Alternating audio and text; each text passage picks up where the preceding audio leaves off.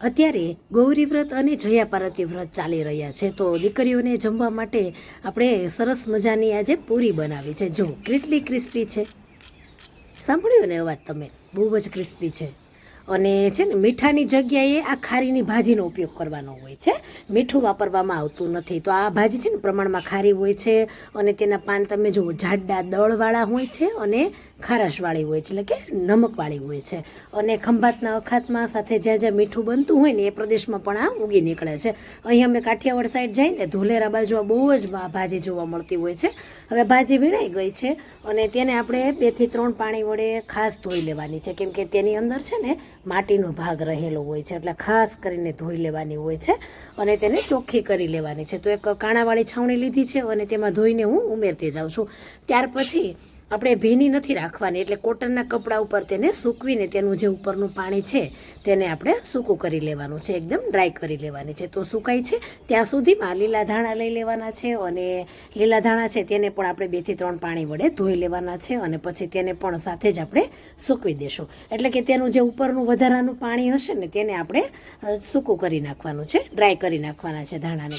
તો જુઓ ધાણા એકદમ સરસ ડ્રાય થઈ ગયા છે. હવે તેને આપણે મોટા મોટા સમારી લેવાના છે. હવે આપણે 1 કપ લેશું, તો અડધા કપ પ્રમાણે આપણે લીલા ધાણા થયા છે તો મિક્સર જારમાં ઉમેરી દેવાના છે. ત્યાર પછી આ જે ખારીની ભાજી છે તે લીધી છે મેં, અને તે પ્રમાણમાં કેટલી થાય છે એ પણ જોઈ લઈએ. તો મેઝરિંગ કપથી મેં અત્યારે માપ આપ્યું છે, તમે તમારી જરૂર પ્રમાણે પણ કરી શકો છો. 1/3 કપ જેટલી થઈ છે, સાથે 1/4 કપ જેટલા શેકેલા શિંગદાણા છે તેના ફોતરા મેં કાઢીને ઉપયોગમાં લીધા છે. પછી જો તીખાશમાં મરી પાવડર અથવા લીલું મરચું જે તમે ખાતા હોય ને વ્રતમાં એનો ઉપયોગ કરી શકાય છે. ઓથેન્ટિક રીતે પહેલાંના સમયમાં છે ને મરચાંનો ઉપયોગ કરવામાં ન આવતો હતો, મરી પાવડર જ વાપરતા હતા. હજી પણ ઘણી જગ્યાએ મરી પાવડર વાપરે છે. તો અત્યારે તો મેં એક લીલું મરચું જ ઉપયોગમાં લીધું છે અને સાથે 2 ચમચી પ્રમાણે ટોપરાનું છે ને અડધી ચમચી પ્રમાણે લઈ લેશું ખાંડ, 7 થી 8 લઈ લેશું મીઠા લીમડાના પાન અને અડધા લીંબુનો રસ ઉમેરી દેશું. થોડુંક તીખું રાખજો એટલે ટેસ્ટ બહુ સરસ આવશે અને તીખું નહીં લાગે, કેમ કે આપણે એને અલગ રીતે જ ઉપયોગ કરવાનું છે આ સ્ટફિંગને. તો જો મેં તેને ગ્રાઇન્ડ કરી લીધું છે. થોડુંક બરછટ રાખવાનું છે, એકદમ ઝીણું પીસીને પેસ્ટ નથી કરી રાખવાની. જો આ રીતે થોડુંક કણીવાળું રાખવાનું છે, બહુ કણી પણ શિંગદાણાની ન રહી જાય એનું પણ ધ્યાન રાખવાનું છે. તો જુઓ આ રીતે પીસાઈ ગયું છે, પાણી વગર જ પીસ્યું છે. પછી 2 બટેકા લઈ લેવાના છે અને તેની છાલને આપણે કાઢી લેવાની છે. પહેલાં તો બટેકાની છાલ કાઢી લેશું અને પછી તેને ધોઈ પણ લેવાના છે, એ પણ ખાસ ધ્યાન રાખજો, કેમ કે ચોમાસું છે તો માટીનો ભાગ પણ તેમાં રહેલો હોય છે. અને હવે જુઓ હું તો હાથેથી જ સ્લાઇસ કરી રહી છું, તમે છે ને સ્લાઇઝરથી પણ સ્લાઇસ કરી શકો છો બટેટાની, એટલે એક સરખી થાય છે. અને અત્યારે મારે છે ને મળ્યું નહીં, મેં ગોત્યું ને મેં હમણાં જ ઘર ચેન્જ કર્યું છે, એટલે તો છે ને આ રીતે મેં હાથથી સ્લાઇસ કરી લીધી છે. તો 2 થી 3 પાણી વડે મેં તેને ધોઈ લીધા છે, એટલે છે ને સ્લાઇસમાં જે કંઈ સ્ટાર્ચ હોય ને બટેકાનો એ બધો દૂર થઈ જશે. તો 2 થી 3 પાણી વડે ખાસ ધોઈ લેવાના છે.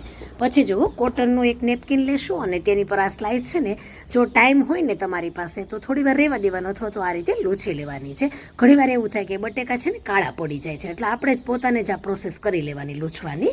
તો જુઓ હવે જે આપણે ગ્રીન પેસ્ટ બનાવી હતી ને, તો એક પ્રકારની ડ્રાય ચટણી છે. તમે ટેસ્ટ કરશો એટલે તમને ખ્યાલ આવી જશે. આપણે ચટણી બને એવા જ બધા ઇન્ગ્રેડિયન્ટ્સ અંદર ઉમેર્યા છે, એટલે ચટણી જેવો ટેસ્ટ આવશે. તો જો આ રીતે લગાવી લેશું ને વધારાને જે કિનારી પણ લાગેલું હોય ને તે પણ દૂર કરી લેશું ને હાથથી છે ને આપણે તેને દબાવી દેવાનું છે. ખાસ કરીને કિનારી પર જે સ્ટફિંગ લાગ્યું છે એ બધું જ દૂર કરી લેવાનું છે. તો આ રીતે આપણે જુઓ તેને બનાવી લેવાની છે. ક્યારેય બનાવી છે તમે આ રીતે વ્રતમાં પૂરી? તો ટ્રાય કરજો, બહુ જ મસ્ત બને છે આ રીતે.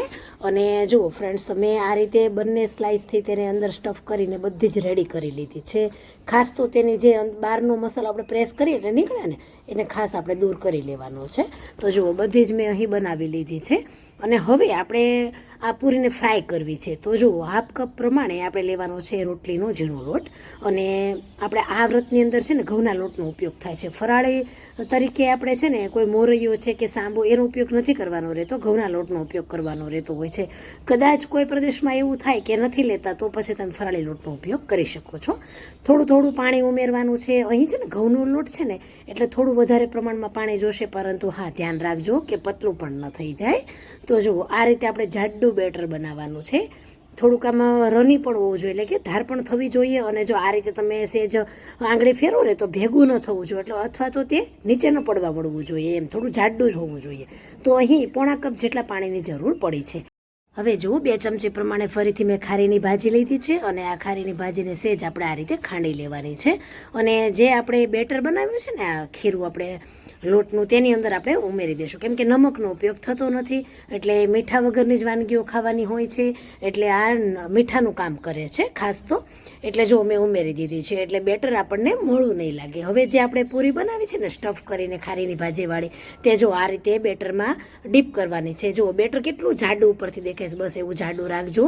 જો જાડું નહીં હોય ને તો ઉપરનું પડ છે ને તે સરખો નહીં બને. જો એક પૂરી નાખતા તમને એમ થાય કે થોડોક વધારે આમ તર એવો અવાજ આવે છે તો ખ્યાલ આવી જાય કે બેટર પટલું છે, તો તમારે 1 થી 2 ચમચી જેટલો લોટ અંદર ઉમેરીને તેને થોડું જાડું કરી લેવાનું.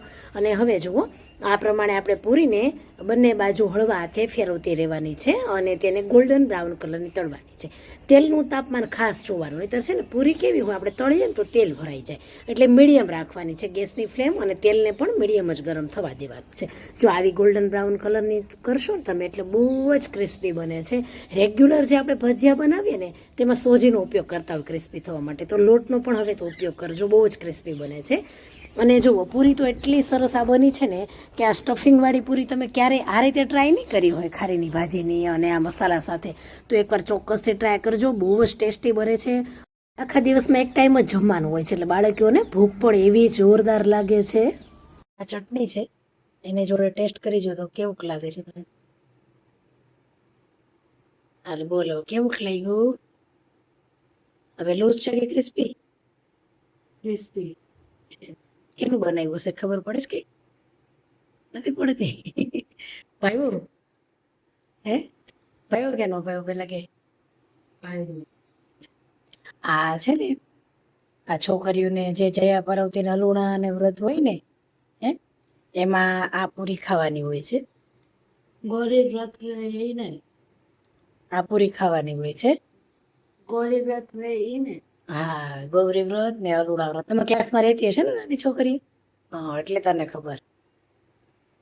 મસ્ત બની છે, એમને પણ ખાવા જેવી છે, એટલી સરસ છે. અને ખરેખર જ્યારે મેં આ પૂરીની ટેસ્ટ કરીને ત્યારે મને પણ એટલી ભાવી, કેમ કે ક્રિસ્પી જેટલી થઈ છે તો મને એમ થયું કે રેગ્યુલર જે ભજીયા આપણે બનાવીએ ને તેમાં પણ આ રીતે ઘઉંનો લોટ વાપરવો જોઈએ. બહુ ક્રિસ્પી બની છે ખરેખર. તો ચોક્કસથી ટ્રાય કરજો, એકદમ જોરદાર બની છે.